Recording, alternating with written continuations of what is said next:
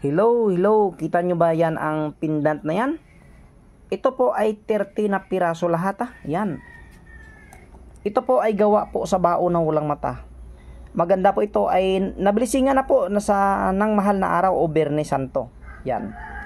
Ngayon po ay hindi yan masyadong malaki ang ngayon Yan. Tatlong lang po, daliri ang laki po niyan. Yan.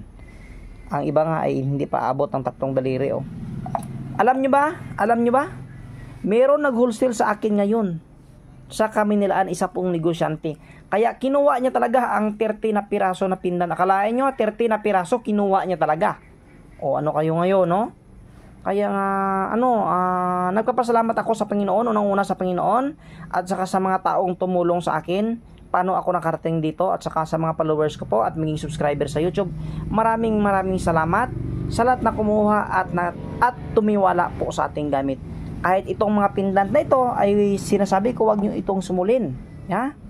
Kasi alam nyo kung bakit, napakagaan po ito sa pumuhay. At meron palagi itong sinasabi ko na kakayahan.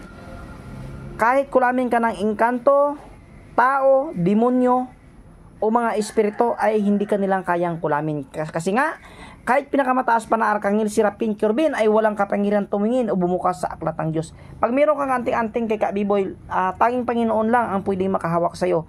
Kaya napakaganda pong mga panangga na yan at napakalakas at napakaswerte pong mga panangga na yan. Kaya pakishare po rin natin video, no?